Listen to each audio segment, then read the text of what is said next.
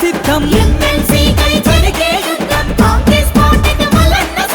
యువకులమంతా కవాతు చేద్దాం తీన్మార్ మల్లన్న గెలుపే తథ్యం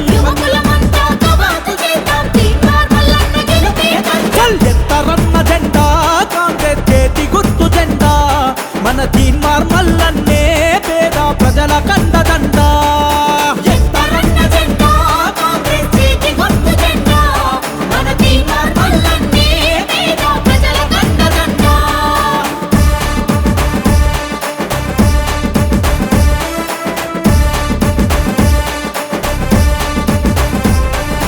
నల్లగొండలో విద్యావంతులు నగరమోగించి కదలాలే మంచి చేసేటి మన మల్లన్నకు మీ ఓటు వేసి గెలిపించాలే దండు గట్టి దండోరేతాం చేతి గుర్తుకే ఓటేద్దాం ఎత్తరన్న జెండా కాంగ్రెస్ చేతి గుర్తు జెండా మన తీన్మార్ మల్లన్నే పేద ప్రజల కండదండా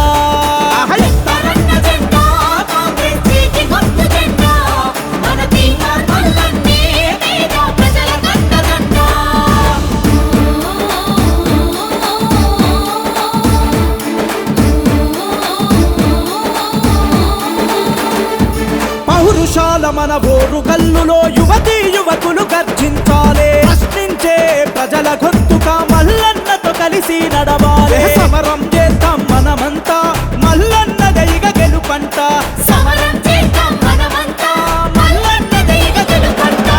ఎత్తరన్న జెండా కాంగ్రెస్ చేతి గుర్తు జెండా మన తీన్మార్ మల్లన్నే పేద ప్రజల కండదండా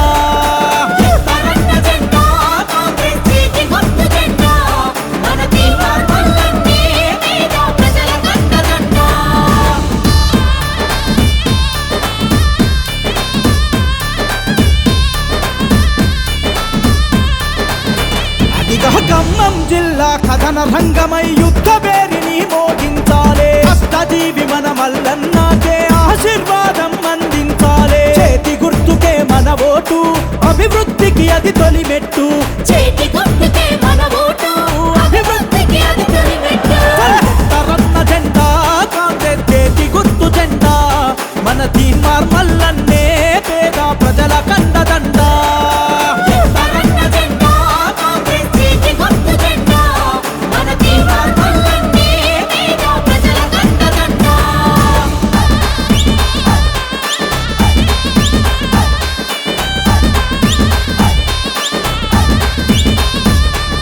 సోనియమ్మ రాహుల్ గాంధీ ఆశించిన రాజ్యం కోసం రేవంత్ అన్న దీవెనతో మల్లన్న బరిలో నిలిచిండు చేతి గుర్తుకే మన ఓటు మల్లన్నదే ఈ సీటు చేతి గుర్తుకే మన ఓటు మన మల్లన్నదే ఈ సీటు ఎత్తరన్న జెండా కాంగ్రెస్ చేతి గుర్తు జెండా మన తీన్మార్ మల్లన్నే పేద ప్రజల కండదండా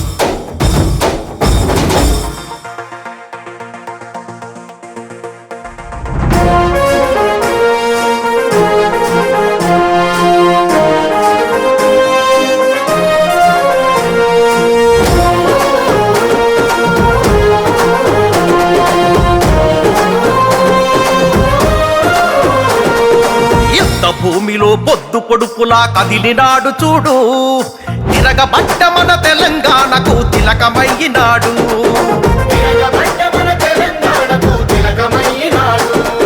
నెత్తురు వారిన నేల మీద ఎత్తిండు పోరు జెండా కొత్త చరిత్రకు పురుడు పోసే ఈ ఉద్యమాల కొండ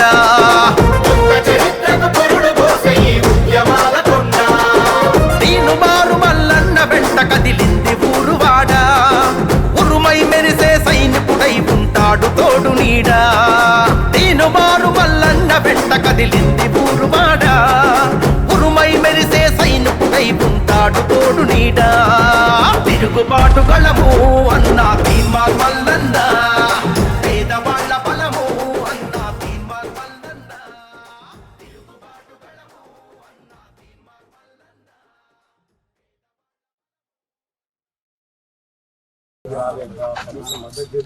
హలో ఇద్దామన్నా కూడా భయపడ్డారు పరిస్థితి. సో ఆ పరిస్థితి నుంచి కొంత స్వేచ్ఛయుత వాతావరణం వచ్చింది. కనీసం కలిసి రాయబాయి పరిస్థితులు గతంలో ఆ పరిస్థితి లేదు. సో మీ అందరి ఒక ఆలోచనతో ప్రభుత్వం మారింది. మీరు ఒక్కరూ మారిస్తే మారింది కాదు. మీ అభిప్రాయాన్ని మీరు మార్చుకున్నారు. మాకు వద్దనిపిస్తుంది అనుకున్నారు కాబట్టి వద్దనుకున్నారు కాబట్టి చేసినారు. ఇవాళ ప్రభుత్వం మారితే ఒకనొక దశలో హరీష్ రావు గారు ఏమంటాడు, ప్రభుత్వ ఉద్యోగుల జీతాలు ఎందుకే ఒకడతానన్నాడు, అడగోలుగా పడతారు. మరి అడ్డగోలుగా ఉన్నాయి. మీ దగ్గర ఇప్పుడు 34 మంది ఎమ్మెల్యేలు ఉన్నారు కదా, 6 విషయం ఏంటంటే వాళ్ళని ప్రజల్లో వ్యత్యాసాలను చూస్తూ వస్తా ఉన్నారు. కానీ ప్రజలంతా ప్రజలకున్న ఓటు అదంతా కాబట్టి ప్రజలందరినీ సమానంగా స్వేచ్ఛగా హ్యాపీగా బ్రతికేటట్టు చూడడమే మా పరిస్థితి. 100% రాజకీయాల్లో కూడా ఒక సమూల ఓటు కేవలం ఎమ్మెల్సీ కాదు మారబోతున్న రాజకీయాల కోసం ఇస్తాం.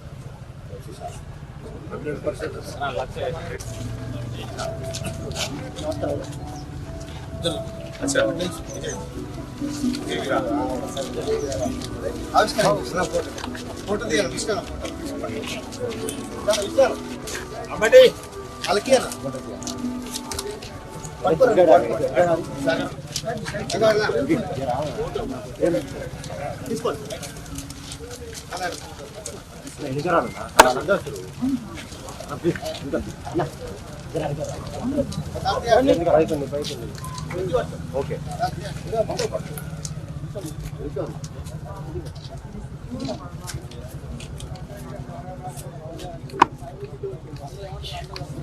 లేదా వాడు 100 కోట్లు నొక్కేస్తున్నాడు, ఇది మన డబ్బే, వాడు దేశాన్ని అమ్మేస్తున్నాడు, ఇది మన దేశమే, వాడు విధించిన గుప్పెడు నోట్లు తీసుకొని ఓటును అమ్మేసుకున్నాక ఇంకా వాడిని మనం ఎలా నిలబడగలం?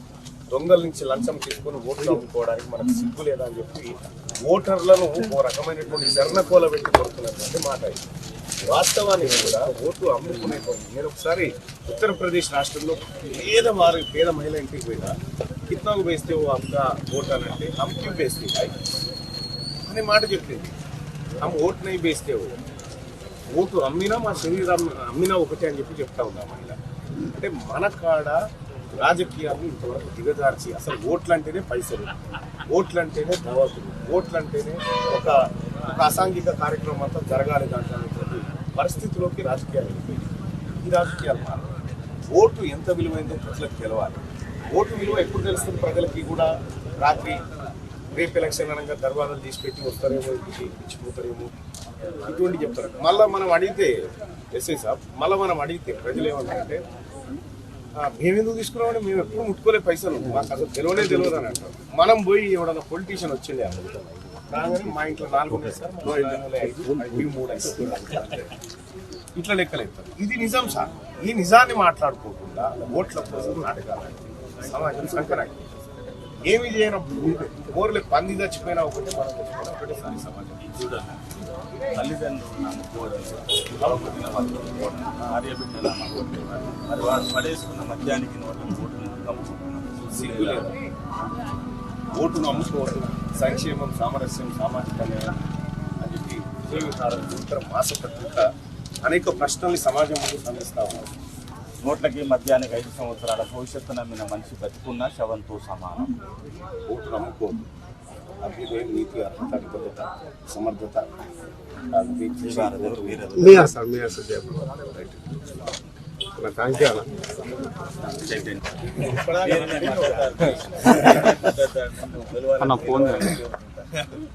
ప్రజలు తీర్మార్ మళ్ళా నాకు కావాలని పోయినసారి వీలు కాలేదు. ఈసారి సార్ నమస్కారం సార్. ఏకపక్షంగా గెలిపిస్తారు. ఇదైతే పబ్లిక్ మూడ్ ఉంది. ఏకపక్షంగా గెలిపిస్తారు.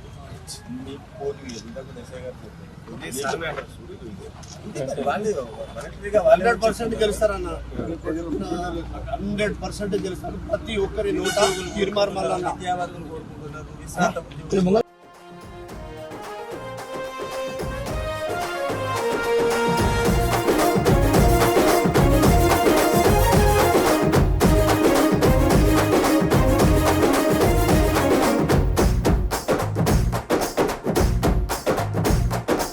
అమరుల సాక్షిగా అవతరించిన త్యాగాల మన తెలంగాణము దొరల గడిలో బందీ అయ్యి దోపిడీకి గురి అవుతా ఉంటే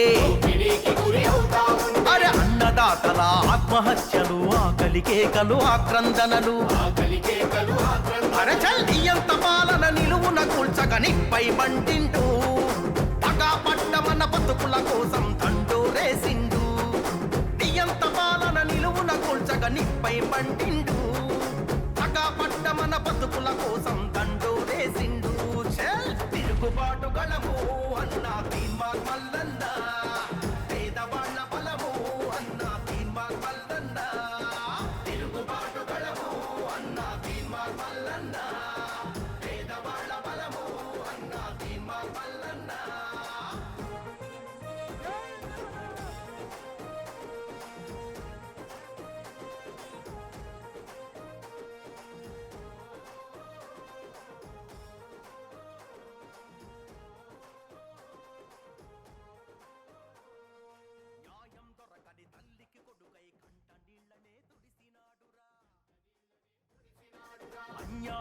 వచ్చినటువంటి సమస్య ఏదంటే అది తక్షణమే పరిష్కరించాల్సినటువంటి సమస్య.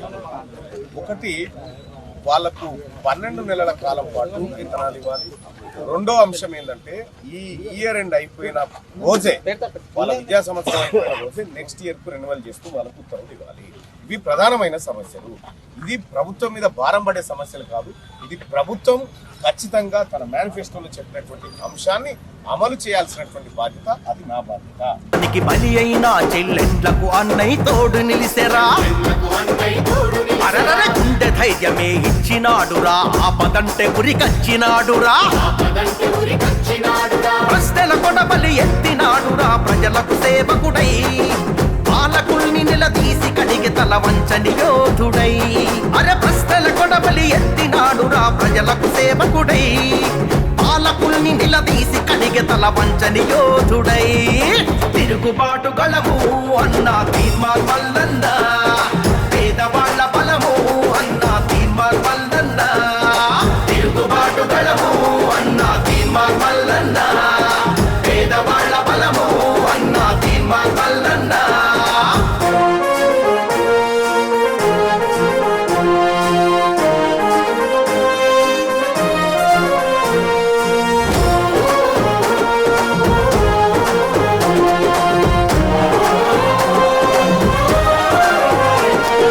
ఎన్ని కేసులు ఎన్ని గోసలు చిత్రహింసలెన్నెన్ని పెట్టినా చెరసాలల్లో నెట్టిన గాని చంపుతమని భయపెట్టిన గానే అరే పోరాటాన్ని విడువలేదురా ప్రభుత్వానికి చడువలేదురా నూటికి కోటికి పుడతాడు ఇటువంటి గొప్ప నేత అభాగ్య జీవుల అండ నిలిచే ఈ ఆత్మగళ్ళ దాత నూటికి కోటికి పుడతాడు ఇటువంటి గొప్ప నేత అభాగ్య జీవుల అండ నిలిచే ఈ ఆత్మగళ్ళ దాత తిరుగుబాటు గళము అన్న తీర్మాన్ మల్లన్న పేదవాళ్ళ బలము అన్న తీర్మాన్ మల్లన్న తిరుగుబాటు గళము అన్న తీర్మాన్ మల్లన్న పేదవాళ్ళ బలము అన్న తీర్మాన్ మల్లన్న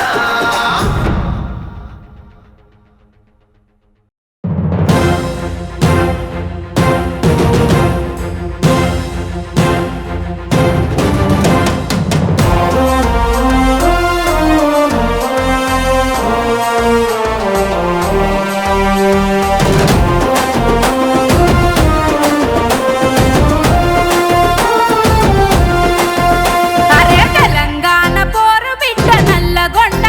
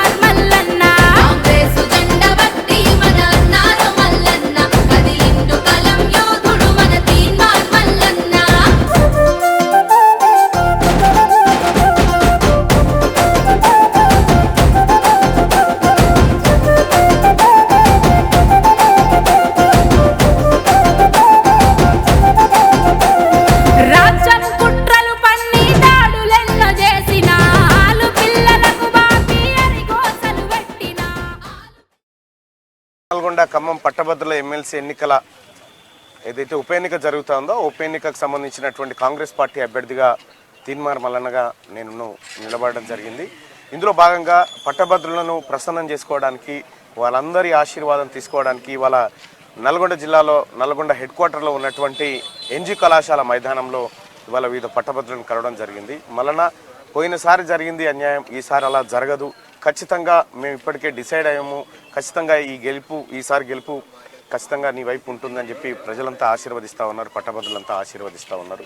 వాళ్ళందరికీ కూడా, పట్టభద్రులందరికీ కూడా పేరు పేరున ధన్యవాదాలు తెలియజేసుకుంటూ, గతంలో కంటే కొద్దిగా భిన్న వాతావరణం ఉంది. గతంలో టీఆర్ఎస్ పార్టీ ప్రభుత్వం అధికారంలో ఉన్నప్పుడు అసలు కలవాలంటేనే ఇబ్బంది పడ్డటువంటి నన్ను అభిమానించి మా తమ్ముడు మల్లన్న అని మనసులో ఎంత అనుకున్నా కూడా కనీసం చేయగలపలేనటువంటి పరిస్థితి అప్పట్లో ఉండేది. కానీ ఇప్పుడు స్వేచ్ఛాయుత వాతావరణంలో ప్రజలంతా స్వేచ్ఛగా కలుస్తూ ఉన్నారు, పట్టభద్రులంతా ఆశీర్వదిస్తూ ఉన్నారు. గతంలో ఆ భయం ఉండేది, ఆ భయం పోయింది. మళ్ళీ ఇప్పుడు ప్రజాప్రభుత్వం వచ్చింది, మేమంతా స్వేచ్ఛగా తిరగలుగుతున్నాం అనేటువంటి మాట చెప్తా ఉన్నారు. పట్టభద్రులారా, మీ ఆశయాలకు నేను జవాబుదారిని, మీరు ఆశిస్తున్నటువంటి ప్రతి సమస్యకు నేను జవాబుదారిని అని చెప్పి మీ అందరికి తెలియజేసుకుంటూ నల్గొండ గడ్డకు మరోసారి శిరస్సు వంచి నమస్కరిస్తా ఉన్నా.